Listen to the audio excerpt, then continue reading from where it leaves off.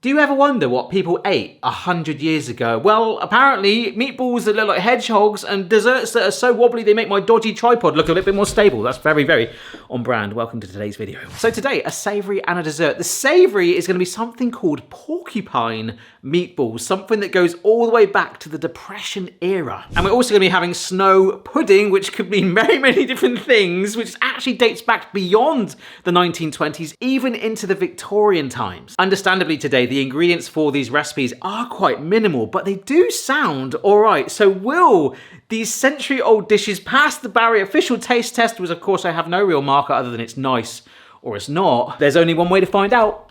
So these are all the ingredients for snow pudding, which first cropped up in about the 1800s in like Victorian cookbooks. The idea is that you thicken water, which you know when there's water in ingredients that it's going to be an interesting one. That's actually one of the main ones. With some sugar and corn flour, or actually previously they used to use gelatin. Having made some recipes with gelatin in the past, I'm quite glad that it's corn flour today. Once we fold in the egg whites, so these eggs need to be separated, it's supposed to make something that looks kind of snowy. Yeah, apparently it's based on something French called a flottante, which I think translates to something called floating island. Now theirs actually looked quite classy. Mine might look a little bit wobbly. So yeah, other than the water, the sugar, we actually got 2 parts of sugar because we're going to make a custard too. So that's where the milk will come in. We've got a little bit of vanilla, and the cherries are literally not really needed at all. I wanted to roll it back to like that classic 1920s. 1920s is 100 years ago. I thought it was like 1870 was 100 years ago. It's crazy, right? All right, let's get this going. So here is the cornstarch. Just a splash of this water just to get it dissolved.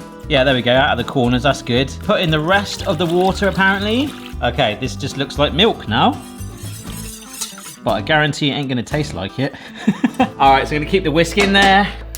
Seems fairly straightforward what we're doing here. We're just gonna warm this through. I'd imagine it's gonna go a bit clearer and of course thicken up. So let's push on. Look, it's thickening up already right before our very eyes. We have got to keep this moving though, because if it burns to the bottom of the pan, that is gonna be a nightmare to get off. And I don't know why, I kind of have this like real urgency because I've got the freedom of the garden kitchen to put whatever I want on the walls. Right, this brick is wallpaper, right? Some of you guys actually say, that's really good brickwork. I'm like, no, that's wallpaper. If I had some spare wallpaper, I would genuinely try and stick that on the wall because I think it would. If you're about to wallpaper your house, please don't do that, although it would save you an absolute mountain.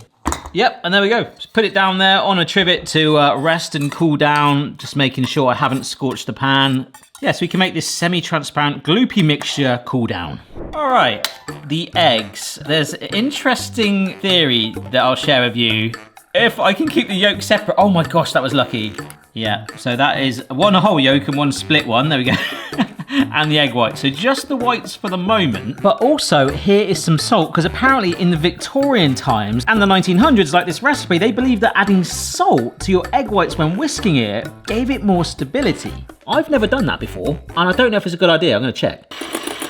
All right, so head whisk is helping me whisk these up, but it turns out adding the salt actually destabilizes the foam and gives it less structure. They might have done it for flavor, but apparently back then they truly believed adding salt to the eggs would give it that better structure, which of course it doesn't, and actually they didn't have a head whisk. They would have been using some proper elbow grease, so hopefully this will work. Yeah, I've got to be honest, it's foaming up at least. It's taken a blooming long time. I mean, maybe that will help it make a little bit more snowy rather than a stiff meringue, but I'm worried it might look like a random sand dune in my hometown.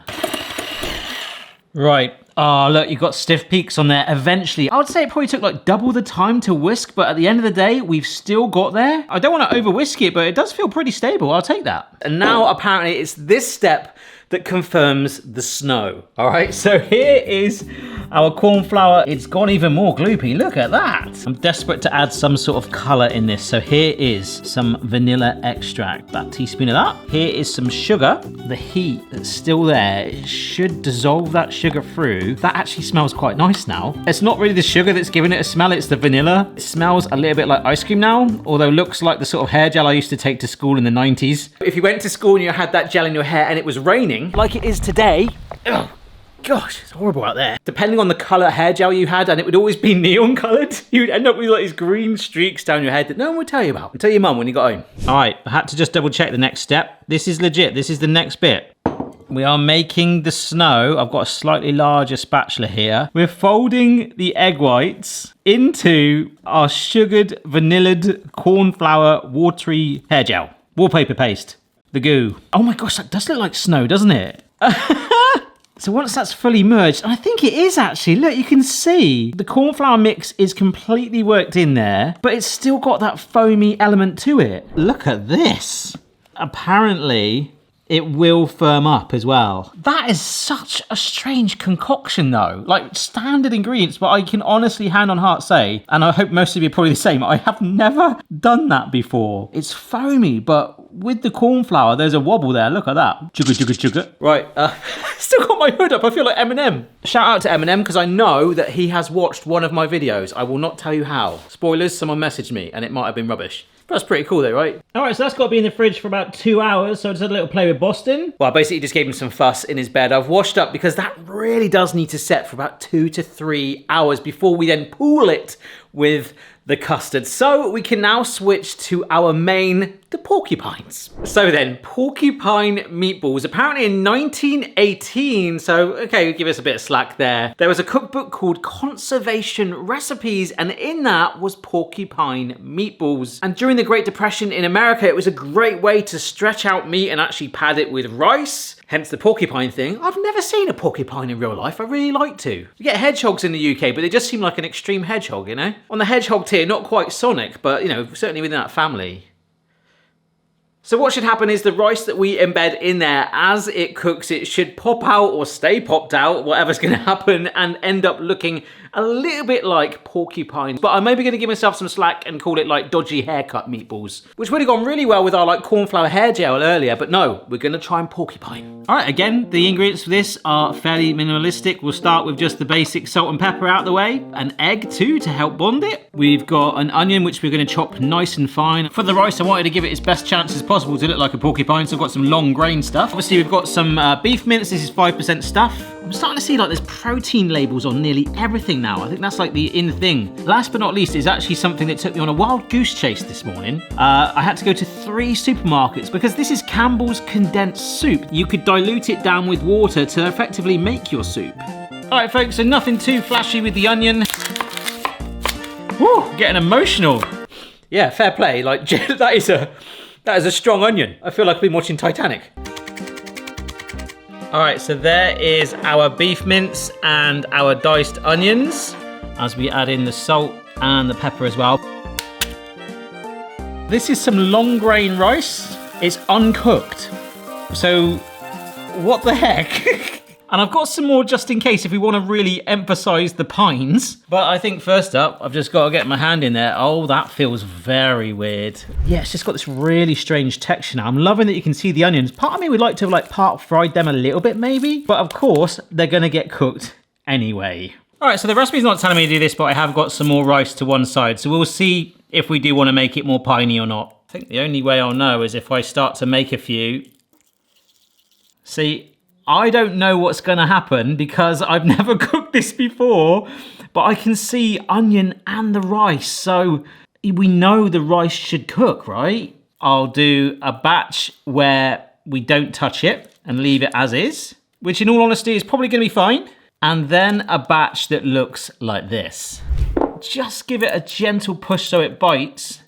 There we go. That is porcupine, surely. Even if the others aren't, which they should be. This is the silly thing. But I talked about being clickbaited or rickrolled with food the other day. If you're going to do a porcupine meatball, I want to give it the best chance I can to be a porcupine. I'll just do it to 3 or 4, and it does actually make it grow in size considerably, to be fair.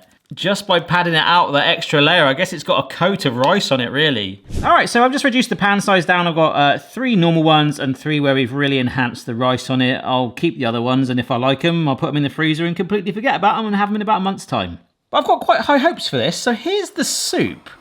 Now, in the supermarket, it's bizarre. The condensed cream of tomato was out of stock, but they did have, look how thick that is. Wow. Maybe I should have poured that in first. Let's just try and, it's like a game now. But they did have the condensed cream of chicken and they also the cream of mushroom. And it's the mushroom one that apparently as this recipe evolved in the 30s, it became a bit more flash with the mushroom soup versions, but then also Asian twists on it with like pork and prawns. I'm guessing that's more for the balls rather than the actual soup base, but Yeah, you can see how thick this is, but I can even smell how intense that is. It's like a really rich tomato flavour. Just to help it, a smidgen of water. So I've got about 50 mils in the jug there, just to hopefully kick-start it. I can't believe how thick that soup is. Yeah, so let's get this down. With the water in there, like I say, it will find its way. So those flash versions did sound quite exciting.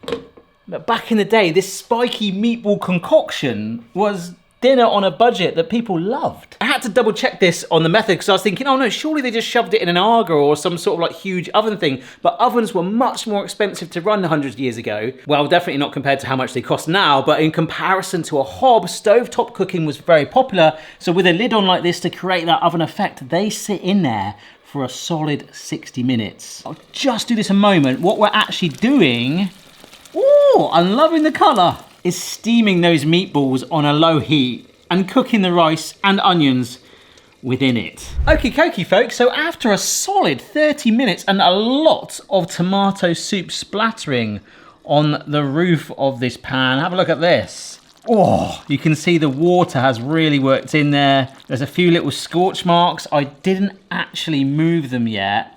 And we put the sauce in afterwards, so that might have actually been hitting the pan. So we might have browned one bit. It steamed it through. It smells really good. And I think that rice has puffed up. But of course, the good thing is we can leave that simmering away on a low heat because this snow pudding, look at the wobble on that. That is amazing. Ugh, the fridge. It's a sign. Put it back in, Barry. That is pretty much ready to go, so we need to do the custard. All right, so as the porcupines look on, I cracked this egg hours ago. It's just sat there, poor thing.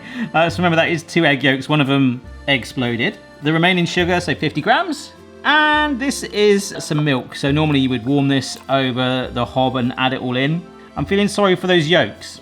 I want to kind of revive it here off the heat a little bit. Let's pour it into a big old saucepan.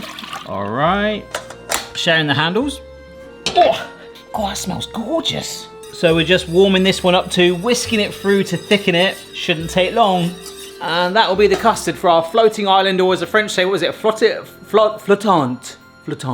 Okay, so that's reduced right down and thickened. Gonna let it cool. And this thing, oh my gosh.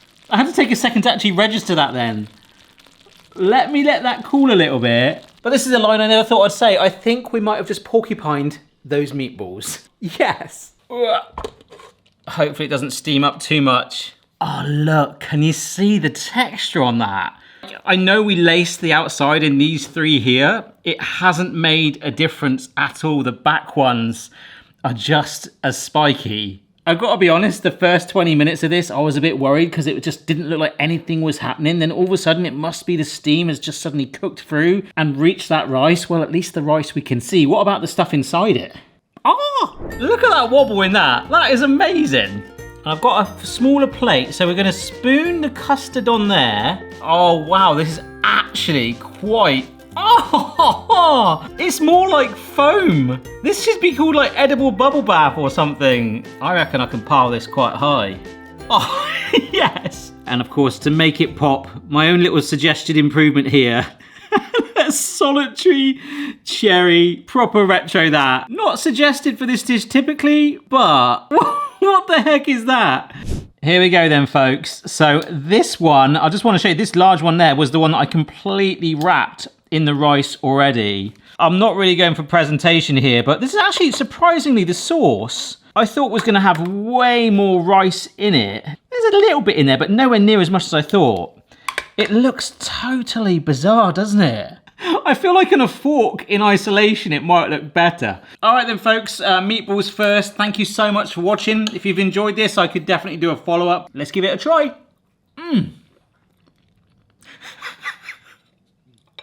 It tastes like a hedgehog bolognese. The great news is that in the middle, that meatball, that rice inside that has been cooked through the power of steaming it for like 60 minutes. The meatball is tender. There is actually a little bit of charring on the bottom there from where we just sat it all the way through.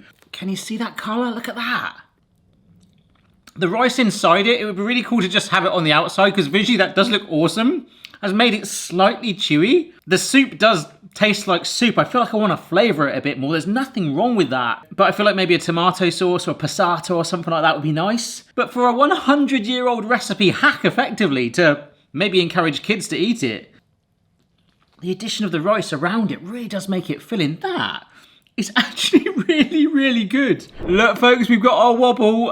Where to start? Should we have the custard? Oh, yeah, that's nice. Very sweet. I don't need to try the cherry, so let's just try the island on its own. Oh yeah, that's basically... It's not bad. It's sweet, wobbly foam. What if I try it with the custard? Okay. My nan used to live off custard tarts, and I don't know why, I'm just getting this crazy like throwback to that. Just with this added feeling that you're eating like sugared shaving foam. If I hated it, I would stop by now, and there's something quite addictive about it in a really, really strange way. Wow. 2 100-year recipes right there, which just goes to show they did do some crazy things back then, but part of it, you're kind of forced into it and you made good of what you had, and they were both like edible. Like on camera this year, I have made viral recipes that have tasted far worse than that. So if you enjoyed this and want to see this squab pie, or there's something called a brown Windsor soup, which apparently is a national disgrace potentially, do let me know. I could do a follow-up. Thanks so much for watching, guys. I will write up the recipe and follow it if you want to try either of them with some of my hints and tips. See you later. Bye. Can't explain it any more than that. It's literally like an edible bubble bath. Look at it. I've not had the cherry yet because that wasn't really part of the recipe. Oh yeah.